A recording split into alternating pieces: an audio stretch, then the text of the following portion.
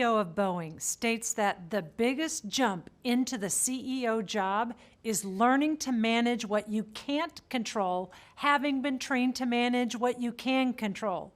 In 2013, Boeing had a crisis with their lithium-ion batteries in the 787 Dreamliner airplanes. If the problem was not addressed, huge planes could catch fire and literally fall out of the sky. Boeing quickly solved the technological problem, but another problem remained, a reputational problem. How could Boeing reassure their customers that the 787 battery problem was solved? One approach would simply be to send customers a detailed technical report explaining how the issues were addressed, much like a scientific white paper. However, Mike, a manager at Boeing, decided to have a face-to-face conversation with every customer. Mike left Seattle for 2 months to spend a day and a half with every customer around the globe to answer their questions and reassure them. Mike at Boeing possessed a key leadership quality that we call organizational intelligence. Think of it this way. Your human capital is the sum total of your skills, talents, and abilities based upon your education and experience. This is what is often found on resumes. Your organizational capital is the value you bring to your organization in terms of the relationships you build and maintain in and outside of the organization. Organizational charts are rather crude depictions that reveal the chain of command and reporting relationships. However, as many managers can attest, the way that work actually gets done and information gets spread within an organization is a far cry from published organizational charts.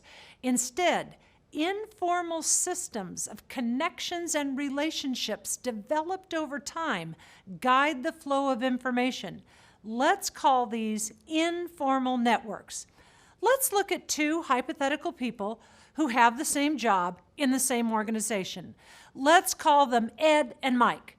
The dots represent people. The lines that connect the dots are communication networks between the people in the organization and represent who trusts whom.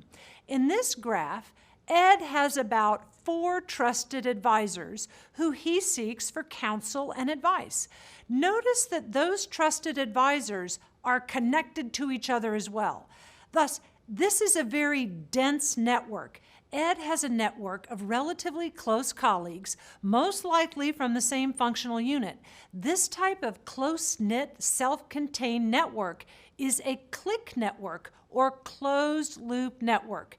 In the closed-loop network, the members know one another quite well and communication is largely redundant. Mike's network is very different. First, Mike's network is much less tightly knit than Ed's network. Second, Mike's network spans what appears to be more functional units than Ed's network. Mike also has about the same number of trusted advisors, but unlike Ed's network, Mike's trusted advisors are not directly connected to each other. Instead, they are connected to each other through Mike. Finally, Mike's network is more structurally unique than Ed's. This means that Mike has relationships with people that no one else has. Okay, so what? People are different. Big deal. Not so fast. There are some leadership and communication lessons to be learned here.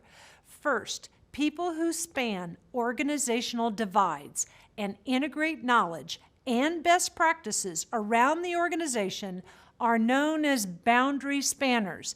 They are the Mikes of the organization, and they connect people and ideas. Second, the gaps in organizations are structural holes, and unless people like Mike are filling them, knowledge is literally falling through the cracks, and we have silos in the organization. Third, the structural holes that exist between people, functional units, and teams represent opportunities for leaders. Indeed, boundary spanners with larger networks of otherwise disconnected contacts get promoted earlier than comparable managers with smaller networks of interconnected contacts. Okay, let's bring this back to you. What can you do to increase your own organizational intelligence? First and foremost, analyze your own organizational network. Who are your trusted advisors? Second, who are your boundary spanners? Who are the mics in your own network? Are you nurturing those relationships or are you letting them stagnate? Finally, where are the structural holes in your organization? How can you act as a bridge between people and groups that should be connected but are not?